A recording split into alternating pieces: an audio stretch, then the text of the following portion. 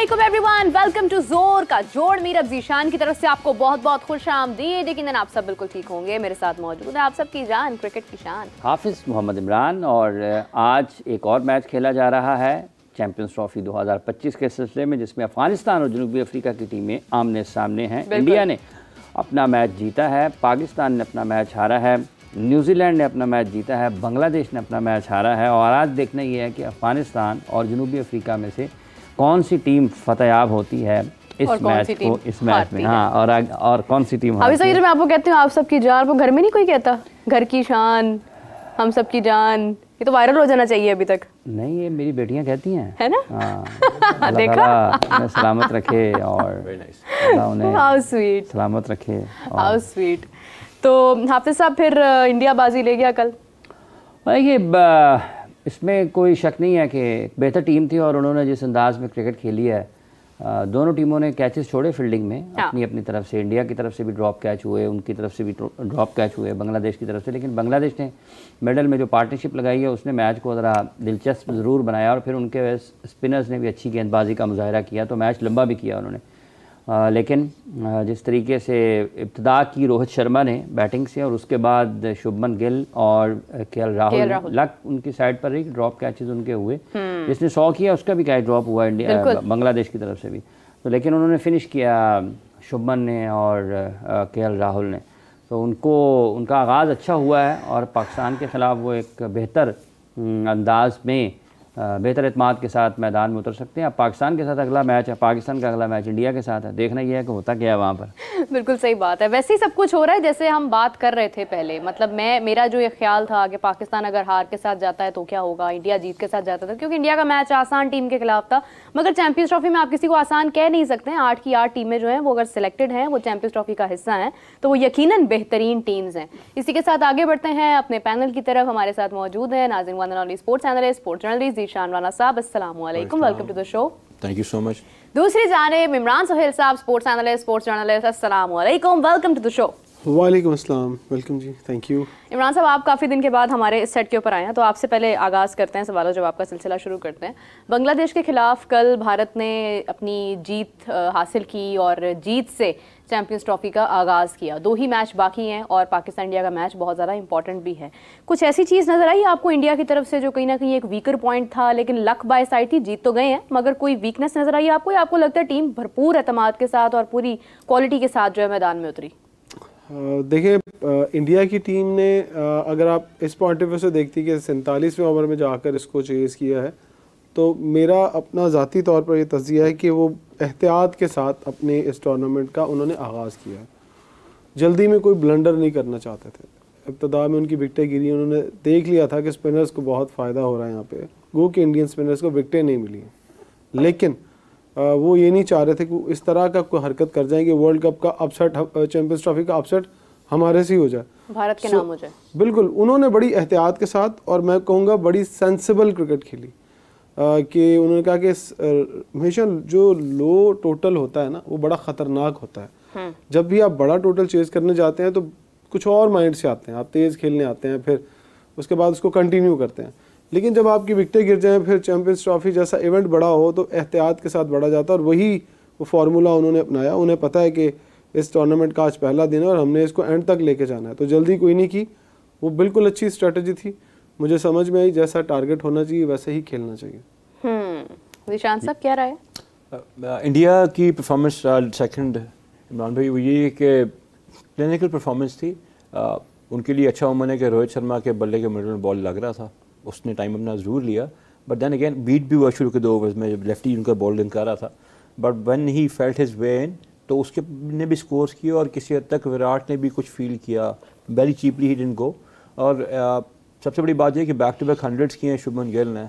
आप cricket is always by chance, ये जो कहते हैं बॉलर को बैटर को एक ही बॉल चाहिए होती है आउट होने के लिए, लेकिन वो जैसे रिसर्जेंस हुई ना उसकी, बड़ा एक low profile type border Gavaskar series गई थी for Shubman Gill and there were lot of challenges for the Indian team.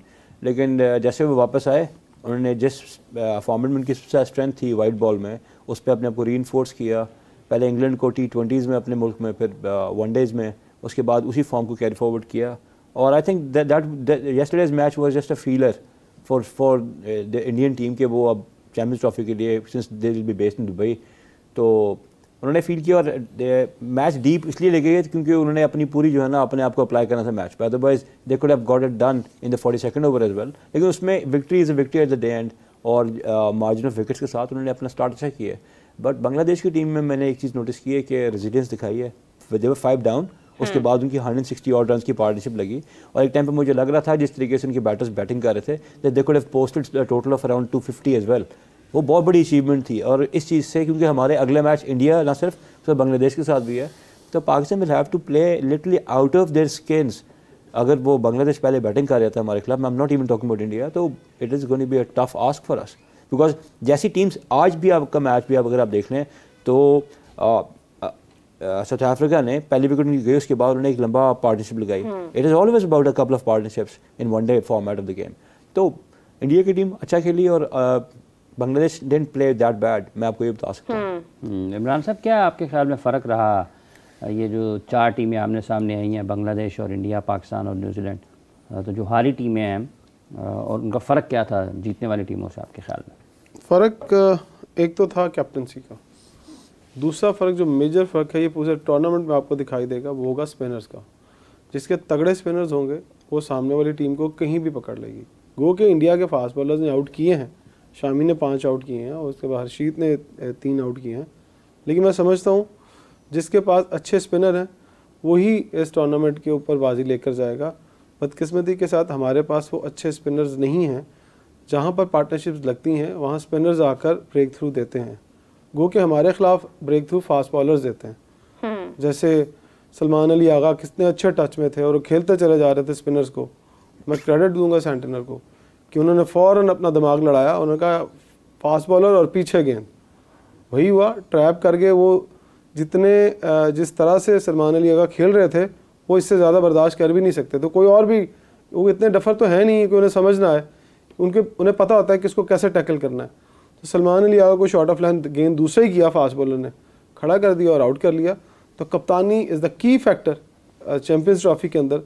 जो दिमाग से और बड़े दिल से क्रिकेट खेलेगा वही चैम्पियंस ट्रॉफी जीतेगा। न्यूजीलैंड ने जिस तरह से पाकिस्तान की कंडीशंस का फ़ायदा उठाया, मैंने पाकिस्तान की क्रिकेट की तारीख में आज तक गोरों की टीम को एडवांटेज उठाते हुए नहीं देखा। इतनी जल्दी इन कंडीशंस के अंदर वो सेट हुए हैं, इतने प्रोफेशनली। हम नहीं सोच रहे थे कि गोरे आएंगे और यहाँ पर इतनी जल्दी सेट होकर चले जाए। देख लीजिएगा, आपको जो इंग्लैंड और ऑस्ट्रेलिया की टीमें खेलेंगी यहाँ पर उन्हें प्रॉब्लम होगी। मैं आपको बता दूं, दोनों टीमें इंग्लैंड और ऑस्ट्रेलिया की ये आगे लगेंगी साउथ अफ्रीका और अफगानिस्तान के आगे। आप देख लें कि 3 टॉप फास्ट बॉलर्स नहीं है ऑस्ट्रेलिया के। नया जब आप टॉस जीतते हैं बॉलिंग के लिए आते हैं, आपको जो हार्ड सरफेस होता है, जो शीशा चमक रहा होता है, और नई बॉल के साथ आप एडवांटेज फास्ट बॉलर्स उठा लेते हैं। लेकिन उसके बाद जो आपको स्पिनर्स फ़ायदा देते हैं, मैं तो हैरान हूँ रिजवान की कप्तानी के ऊपर कि उन्होंने टॉस जीता और उन्होंने कहा कि हम पहले बैटिंग करेंगे। ठीक है, उन्होंने अपनी स्ट्रेंथ देखी होगी, लेकिन जो एडवांटेज वो पिच की रफनेस का न्यूजीलैंड ने उठाया वो पाकिस्तान को उठाना चाहिए था। आपके स्पिनर हल्के थे और आप शायद वो एडवांटेज उठा सकते थे, लेकिन वो पहली बारी में आप नहीं उठा सके। फास्ट बॉलर आपका साथ नहीं दे रहे, स्पिनर आपके पास है नहीं, लड़के आपके भाग के रन नहीं करते, वो चौका छक्कों से रन करते हैं। वनडे क्रिकेट में चौका छक्कों से नहीं, भाग के रन होते हैं, और भाग के रन वही करता है जो फिट होता है। तो आप अंदाजा लगा लें आपकी टीम में 10 लड़के फिट नहीं है। हाफिज साहब, मुझे बड़ी बेसब्री से इंतज़ार था आपसे मुलाकात करने का, यहाँ पे बैठने का, और आपको ये कहने का कि फ़र्ज़ करें आप वहाँ बैठे तो मैं आपसे सवाल कर रही हूँ, कल के मैच को आप कैसे देखते हैं? अब आप कहेंगे मैं इन आंखों से देखता हूँ, लेकिन उसके अलावा आप दिमाग से कैसे देखते हैं? देखिए, अगर आप मजमूई तौर पर देखते हैं तो ये तो एक आपके सिस्टम में चीज़ें हैं वो नज़र आती हैं आपको। इंडिया के अगर प्लेयर्स की सिलेक्शन को देखें, बांग्लादेश की जूनियर क्रिकेट पे जितना काम हो रहा है, आने वाले दिनों में आपको और उनके अच्छे खिलाड़ी सामने आते हुए दिखाई देंगे। उनके फास्ट बॉलर्स उनकी कमज़ोरी हुआ करते थे, लेकिन अब उनके पास अच्छी फास्ट बॉलर्स भी आ रहे हैं।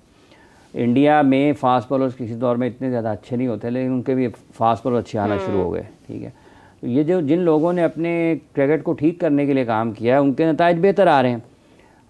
न्यूजीलैंड छोटा सा मुल्क है, कोई बहुत ज़्यादा आबादी नहीं है उनकी, लेकिन जिस तरह से तैयार होकर उनके क्रिकेटर इंटरनेशनल क्रिकेट तक आते हैं वो एक सीखने वाली चीज़ है।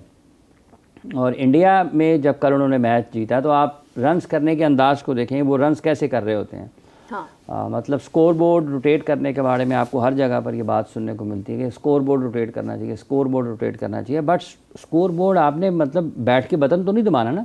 स्कोर बोर्ड रोटेट करने का एक मेथड है, स्किल्स हैं, ठीक है। आप जब तक आप ये अचानक तो नहीं है कि जब मैं पाकिस्तान की टीम में चला गया हूँ और मैं अचानक से सिंगल्स डबल्स शुरू कर दूँ, जब तक आप उसमें से गुजरेंगे नहीं, आपको लंबी बैटिंग करेंगे नहीं भी, यहाँ तो सारी की सारी क्रिकेट ही T20 होती है, उसमें कौन स्कोर बोर्ड रोटेट करता है, उसमें तो आपका हर दूसरे बॉल के ऊपर बाउंड्री की तरफ जा रहे होते हैं। तो जब तक आप अपने प्लेयर्स को उस अंदाज से तैयार नहीं कराएंगे, कल देखें KL राहुल जब स्पिनर्स को खेल रहे होते हैं, बैट्समैन जिनको स्पिन खेलना आता है, तो आप उनको देखें तो सही वो कैसे खेल रहे हैं, उनके खेलने का अंदाज़ क्या है, वो बॉल कहाँ पर है, कहाँ खेल रहे हैं, गेंद पर कैसे आ रहे हैं। इवन आप उनको देखें जो बांग्लादेश के कल जिन्होंने पार्टनरशिप लगाई है 150 से ज़ायद रन की, उन्होंने कैसे बैटिंग की है। जो न्यूजीलैंड के बॉलर्स ने बॉलिंग की है, स्पिनर्स ने, वो बॉलिंग की कैसे है, वो ऐसे तो नहीं उठ के आया और उसने कहा चलें जी मैंने अब स्पिन करना है तो मैं फेंकूंगा तो स्पिन हो जाएगा। वो भी एक तरीकाकार है कि आपने कहाँ बॉल करना है, कितना बॉल आपने हवा में छोड़ना है, कौन से बॉल पर आपने अपनी जो पेस वेरिएशन है उसको करनी है, रफ्तार में कमी करनी है, तेज़ी करनी है, बॉल कहाँ पे विकेट के अंदर डालना है, थोड़ा सा बाहर आपने उसको फेंकना है। तो ये सारी चीज़ें ये बैठे बैठे थोड़ी आ जाती हैं। ये इंडिया जो क्रिकेट खेल रहा है, हार जीत है आपका एक अलग पहलू है, आपने जाना है, आपने हारना है, आपने जाना है, आपने जीतना है, ठीक सही बात है। लेकिन जब आप हारते हैं तो आपको उसमें भी चीज़ें नज़र आती हैं कि यार हार क्यों गए हैं। तो जब जीतती है कोई टीम, फतह याब होती है, तो उसमें भी आपको फतह की चीज़ें नज़र आती हैं कि ये जीत कैसे गए हैं। तो जीतते ऐसे नहीं है दुनिया में। स्पोर्ट्स अगर ऐसे ही हो ना, कोई भी खेल है कि अचानक को नहीं जी बस हमने कि इसको निकाल दिया, उसको रख लिया और हम जा रहे हैं और हम वर्ल्ड इवेंट जीत के आ जाएंगे, ऐसा नहीं होता। तो जो प्रोसेस में टीमें होंगी, जो जिनका सिस्टम ठीक होगा, वो आपको बेहतर खेलते हुए दिखाई देंगी। वो कोई शोर नहीं मचेगा उसके ऊपर, क्या नाम है, स्कोर बोर्ड की रोटेशन के ऊपर, गेम अवेयरनेस के ऊपर।